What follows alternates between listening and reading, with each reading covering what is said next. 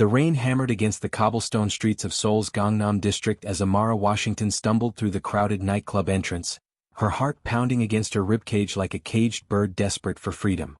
The bass from the music vibrated through her bones, but it was nothing compared to the terror that had taken root in her chest. Behind her, she could hear Marcus shouting her name, his voice cutting through the chaos of the Friday night crowd. Her ex-boyfriend had found her again, despite the restraining order, despite her moving halfway across the world to teach English in South Korea, despite every precaution she had taken to disappear from his life. The bruises from their last encounter had barely faded, hidden beneath the long sleeves of her burgundy silk blouse, and Amara knew she couldn't let him get close to her again. Not this time. She pushed deeper into the club, her dark curls still damp from the rain, her brown eyes scanning frantically for any escape route. The VIP section loomed ahead, cordoned off by velvet ropes and two intimidating security guards who looked like they could snap a man in half without breaking a sweat. Amara had no invitation, no connections, but desperation made people do reckless things. Marcus was getting closer. She could feel his presence like a predator stalking prey through tall grass. Without thinking, without planning, she ducked under the velvet rope and burst into the VIP area, her heels clicking against the marble floor. The guards shouted after her, but she didn't stop. She couldn't stop. That's when she saw him. Min-Jae Kang sat in the center of a leather semicircular booth, surrounded by men in expensive suits who radiated danger like a physical force. His sharp jawline could have been carved from marble, his dark eyes cold and calculating as they assessed something on his phone screen. His black hair was styled perfectly, not a strand out of place despite the late hour. The watch on his wrist probably cost more than Amara's entire year's salary, and the way everyone in his vicinity seemed to orbit around him spoke volumes about his power. She had heard whispers about the Kang family during her 6 months in Seoul, rumors about their control over half the city's underground operations, but she had never expected to come face to face with the man himself. Amara's survival instincts overrode every logical thought in her mind. Marcus burst through the VIP entrance behind her, his face red with rage, his meaty hands balled into fists. Without permission, without introduction, Amara crossed the distance to Min-Jae's booth and did the only thing she could think of. She sat directly on his lap, wrapping her arms around his neck as though they were intimate lovers reuniting after a long separation. The Korean Mafia boss went completely still beneath her, his entire body tensing like a coiled spring. His expensive cologne filled her senses, something dark and woodsy that spoke of old money and dangerous men. She could feel the hardness of his muscular thighs beneath her, the warmth of his body seeping through her clothes, the sharp intake of breath that signaled his surprise. Min-Jae's men immediately reached for their weapons, hands disappearing inside suit jackets, but he raised one hand in a subtle gesture that froze them all in place. His dark eyes locked onto Amara's face with an intensity that made her breath catch. There was something predatory in his gaze, something that assessed and catalogued every detail about her in the span of a heartbeat. She could feel his hand settling on her hip, possessive and firm, anchoring her against him. Marcus had stopped in his tracks, his eyes wide with confusion and growing fear as he took in the scene before him. Even he wasn't stupid enough to challenge the man Amara had chosen as her shield. Leaning close to Min-Jae's ear, Amara whispered with trembling lips, her voice barely audible over the music pounding through the club. "Please, just pretend you know me. He's dangerous. I'll explain everything, I promise, just please help me." She pulled back just enough to meet his eyes, and what she saw there made her shiver for entirely different reasons than fear. There was calculation in those dark depths, yes, but also something else. Interest, curiosity. And beneath it all, a flicker of something almost protective. Min-Jae's thumb traced a small circle on her hip, a gesture so intimate it sent electricity racing up her spine. Then he leaned forward, his lips brushing against her ear with a touch so light it might have been imaginary, and spoke in a voice that was equal parts velvet and steel. "I'll protect you," he whispered, and Amara felt those 3 words settle over her like a promise and a threat all at once. Min-Jae's hand moved from her hip to the small of her back, pressing her more firmly against him as he turned his cold gaze toward Marcus. The temperature in the VIP section seemed to drop several degrees as the Mafia boss studied the man who had been pursuing Amara. When Min-Jae spoke again, his voice carried across the space with quiet authority that demanded obedience. "This woman is under my protection now. Don't come back to this club. Don't come back to this district. If I see your face again, if I hear you've gone anywhere near her, I'll make sure you regret the day you were born." Marcus's face drained of color. Whatever bravado had driven him to chase Amara across the city evaporated under Min-Jae's stare. He stumbled backward, nearly tripping over his own feet in his haste to escape, and within seconds he had disappeared back into the main club area. Amara felt the tension drain from her body all at once, leaving her boneless and trembling on Min-Jae's lap. The adrenaline that had carried her through the last 20 minutes was fading, replaced by the crushing weight of what had just happened. She had thrown herself at a Korean Mafia boss. She was sitting on his lap in front of his entire crew. She had just made herself his problem, and she had absolutely no idea what he would demand in return for his protection. Min-Jae's hand remained on her back, steady and warm, as though he could sense how close she was to falling apart. When Amara tried to stand to remove herself from his personal space and apologize for her audacity, his grip tightened just enough to keep her in place. "Not yet," he said quietly, his breath warm against her temple. "If you leave now he might still be watching. Stay until I'm certain he's gone." It was a reasonable explanation, a practical one, but Amara couldn't shake the feeling that Min-Jae Kang had other reasons for wanting her to remain exactly where she was. His thumb had resumed its lazy circles on her back, each touch sending waves of awareness through her body that had nothing to do with fear and everything to do with the magnetic pull of the dangerous man beneath her. One of Min-Jae's associates leaned forward, speaking rapid Korean that Amara couldn't quite follow. Min-Jae responded in the same language, his tone brooking no argument, and the man nodded before pulling out his phone. Switching back to English, Min-Jae addressed Amara directly for the first time since his promise of protection. "What's your name?" His voice was smoother now, less sharp, as though he had decided she was worth more than a cursory dismissal. Amara swallowed hard, suddenly aware of how close their faces were, how his dark eyes seemed to see straight through every defense she had ever built. "Amara Washington. I teach English in Itaewon. I'm sorry for doing that. I didn't know what else to do. He's been following me for weeks and tonight he found out where I go on weekends and I just..." Her words tumbled out in a rush, explanations and apologies mixing together. Min-Jae pressed one finger against her lips, silencing her with a touch that felt far too intimate for strangers. "You made a smart choice," he said simply. "Marcus Thompson. American. Entered Korea on a tourist visa 3 weeks ago. Multiple assault charges back in the United States, including one against you that was dropped when you left the country." Amara's eyes widened in shock. How did he know all of that already? Min-Jae must have read the question on her face because the corner of his mouth lifted in something that might have been a smile if it had reached his eyes. "I have resources, Amara. And now that you've made yourself my concern, I've made you my business. You're not going back to your apartment tonight. It's not safe. My men will collect your things tomorrow. Tonight, you stay with me." The penthouse apartment overlooked the Han River, glass walls offering a panoramic view of Seoul's glittering skyline that took Amara's breath away. She stood in the living room, still wearing her rain-dampened clothes, feeling completely out of place among the modern furniture and expensive art that decorated Min-Jae's home.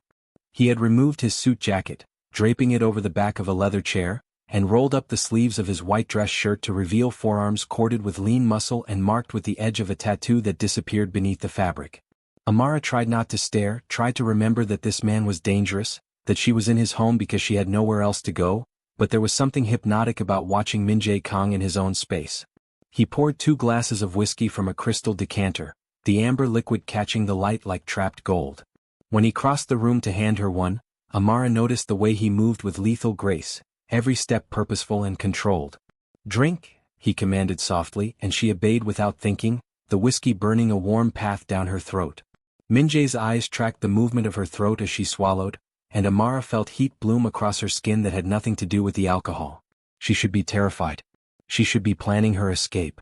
Instead, she found herself drawn to this man who had promised protection with the same casual certainty other people used to discuss the weather. "Why did you help me?" Amara asked, finally finding her voice. She set the whiskey glass down on a side table, her hands trembling slightly. "You don't know me. I literally just threw myself at you in a nightclub. For all you know, this could have been some kind of setup." Min-Jae's lips curved into a genuine smile this time, transforming his face from coldly handsome to devastatingly beautiful.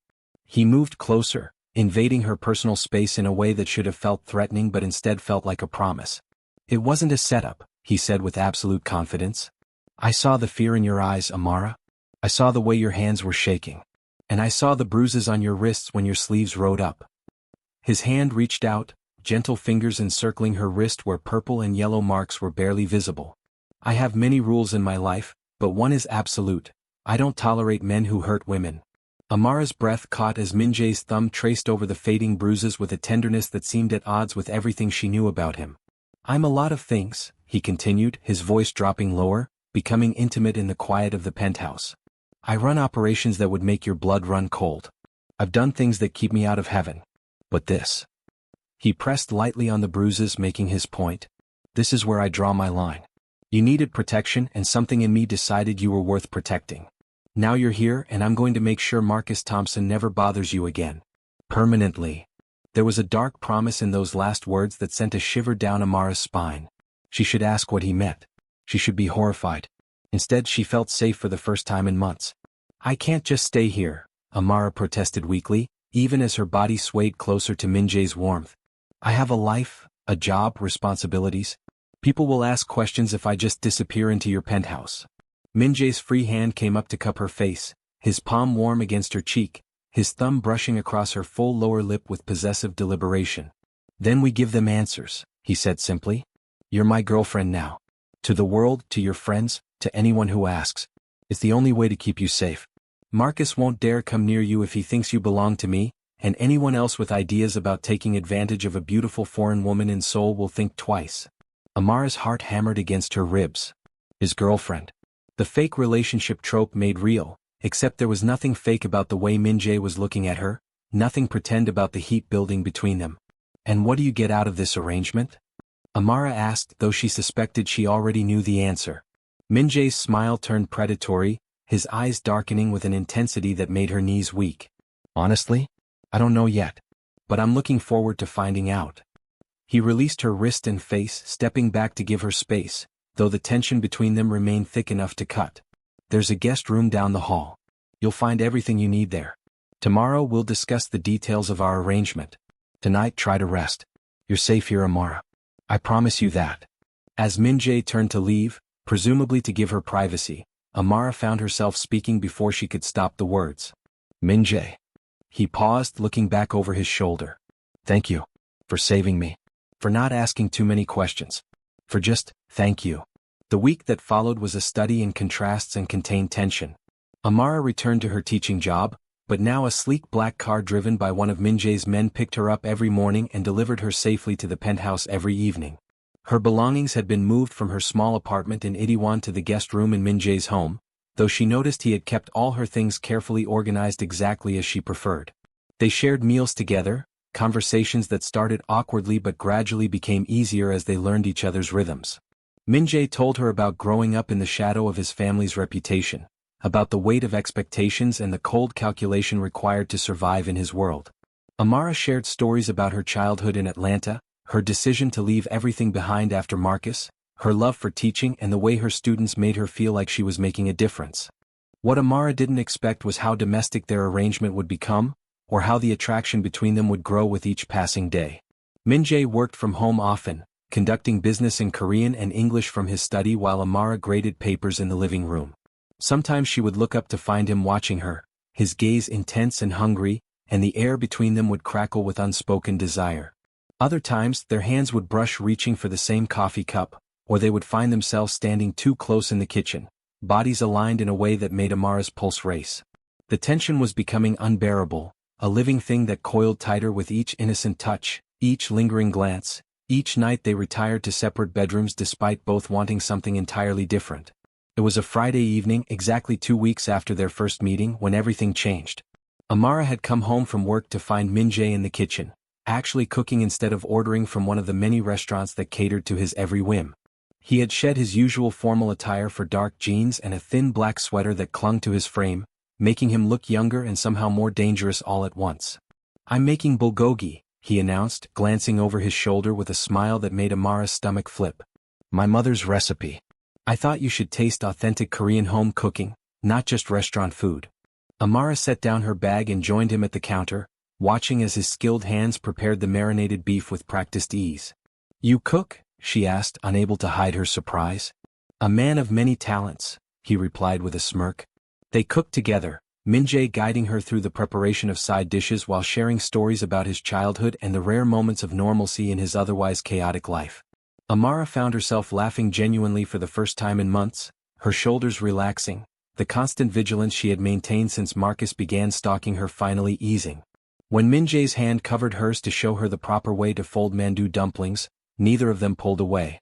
His chest pressed against her back, his breath warm on her neck, and Amara closed her eyes against the wave of desire that crashed over her. "Amara," Min-Jae murmured, his voice rough with barely restrained want. She turned in the circle of his arms, tilting her face up to meet his dark gaze. "I'm trying to be patient. Trying to give you time to heal, to feel safe. But I need you to know that this thing between us, it's not fake for me. It stopped being fake the moment you sat on my lap." Amara's response was to rise on her toes and press her lips to his, pouring 2 weeks of pent-up tension and desire into the kiss.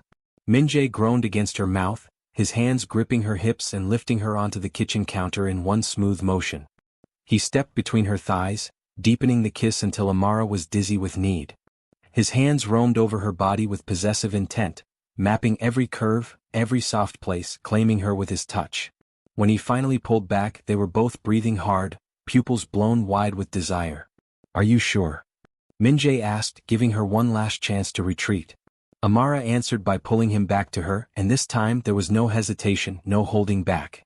The dinner they had been preparing was forgotten as Min-Jae carried her to his bedroom, finally crossing the line they had been dancing around since that rain-soaked night in the club. The morning light filtered through the floor-to-ceiling windows of Min-Jae's bedroom, casting golden patterns across tangled sheets and intertwined bodies. Amara woke slowly, awareness returning in waves as she registered the warm weight of Min-Jae's arm across her waist, the solid presence of his body curved protectively around hers. The night had been a revelation of passion and tenderness, of whispered promises and shared vulnerability that had stripped away every remaining barrier between them. Min-Jae had been both gentle and demanding, learning her body with the same focused intensity he applied to everything in his life, and Amara had discovered depths of desire she hadn't known existed.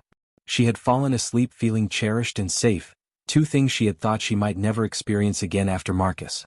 Min-Jae stirred behind her, his lips finding the curve of her shoulder in a lazy kiss that sent shivers down her spine. "Good morning," he murmured against her skin, his voice still rough with sleep. Amara turned in his arms, meeting his dark eyes that looked softer in the morning light, more open than she had ever seen them. "Good morning," she whispered back, and then they were kissing again, slow and deep, taking their time to explore and savor. It would have been easy to lose themselves in each other again, but Min-Jae eventually pulled back with visible reluctance. "I need to tell you something," he said, his expression growing serious. Amara's stomach tightened with sudden anxiety, but she nodded for him to continue. "Marcus is gone. He left Korea 3 days ago. My people made it very clear he wasn't welcome here, and that if he ever tried to contact you again, the consequences would be severe." Relief washed over Amara so powerfully that tears pricked at her eyes. "He's really gone?" she asked, hardly daring to believe it. Min-Jae cupped her face in his hands, his thumbs brushing away the moisture that had begun to spill down her cheeks. "He's gone. You're free, Amara. Completely free. Which means—" He paused, and for the first time since she had met him, Min-Jae looked uncertain. "Which means you don't have to stay here anymore if you don't want to. The threat is gone. You can go back to your normal life without me and my dangerous world complicating everything." The words hung in the air between them, and Amara realized this was Min-Jae giving her an out, offering her freedom not just from Marcus but from the pretense that had brought them together. He was letting her choose. Amara's heart swelled with emotion as she looked at this complicated, dangerous, surprisingly tender man who had turned her world upside down in the best possible way. "What if I don't want my normal life back?" she asked softly, watching his eyes widen slightly with hope. "What if I want this? Want you? Not because I need protection but because in these 2 weeks, you've shown me what it feels like to be truly seen. To be valued not just for what I can give but for who I am. You're terrifying and gentle, ruthless and kind, and somehow you make me feel alive in a way I never have before. So no, Min-Jae Kang, I don't want to leave. I want to stay and see where this goes. I want to build something real with you." The smile that spread across Min-Jae's face was like sunrise breaking over mountains, transforming every sharp edge into something beautiful. He kissed her again, this time with a tenderness that spoke of new beginnings and precious things to be protected. "I was hoping you'd say that," he admitted when they finally broke apart. "Because I'm not ready to let you go. I don't think I'll ever be ready to let you go." They spent the rest of the morning in bed talking about the future with an honesty that felt both terrifying and exhilarating. Min-Jae promised to be transparent about his work, to keep her as separate from the dangerous aspects as possible while still being truthful. Amara promised to trust him, to not let fear rule her decisions, to build a life in Seoul that was hers and not just an escape from her past. Months passed, and what had started as a desperate escape transformed into the most genuine relationship either of them had ever experienced. Amara continued teaching, but she also began working with a non-profit that helped foreign women in Korea navigate legal and social challenges. Min-Jae supported her work both financially and personally, using his considerable influence to open doors and protect the vulnerable women his girlfriend championed. Their relationship was unconventional by anyone's standards. A black American teacher and a Korean mafia boss should have been an impossible match, but somehow they fit together perfectly. Min-Jae brought danger and excitement into Amara's carefully controlled world, while she brought warmth and purpose into his cold empire. They challenged each other, supported each other, and loved each other with an intensity that left no room for doubt. It was on a crisp autumn evening, exactly 1 year after their first meeting in that crowded nightclub, that Min-Jae took Amara back to the same VIP section where everything had begun. The booth had been reserved exclusively for them, decorated with hundreds of candles and deep red roses. Soft music played instead of the usual pounding bass, and when Amara turned to ask what was happening, she found Min-Jae on one knee, a velvet box in his hands. "Amara Washington," he began, his voice steady despite the emotion shining in his dark eyes. "You sat on my lap a year ago and changed my entire life. You made me believe in something more than power and control. You made me want to be better, to build something that matters beyond my family's empire. I love you with everything I am, everything I have, everything I'll ever be. Will you marry me?" Amara's hands flew to her mouth as tears streamed down her face. The ring in the box was stunning. A large diamond surrounded by smaller stones that caught the candlelight like captured stars. But it was the look in Min-Jae's eyes that truly took her breath away. There was vulnerability there, hope and fear mingled together, the expression of a powerful man laying his heart bare and hoping it wouldn't be broken. "Yes," Amara breathed, then louder, "Yes. Of course yes." Min-Jae slipped the ring onto her finger with hands that trembled slightly, and then he was standing, sweeping her into his arms and kissing her like she was oxygen and he was drowning. The club erupted in applause. Apparently Min-Jae had invited their closest friends to witness the moment, but Amara was aware of nothing but the man holding her, the promise they had just made, the future stretching out before them. The wedding took place 6 months later, a blend of Korean and American traditions that honored both their cultures. Amara wore a beautiful white dress for the ceremony and changed into a traditional hanbok for the reception, the vibrant colors a stunning complement to her dark skin. Min-Jae looked devastating in his suit, and the way his eyes never left her throughout the entire day made Amara feel like the most beautiful woman in the world. Her family had flown in from Atlanta, their initial reservations about Min-Jae's background melting away when they saw how he treated their daughter with such obvious devotion. Min-Jae's mother welcomed Amara with open arms, grateful that her son had found someone who loved him for more than just his name and power. As they danced together during their reception, Min-Jae pulled Amara close and whispered in her ear, "I told you I'd protect you. I just didn't know protection would turn into forever." Amara laughed through happy tears, her head resting against his chest as they swayed to the music.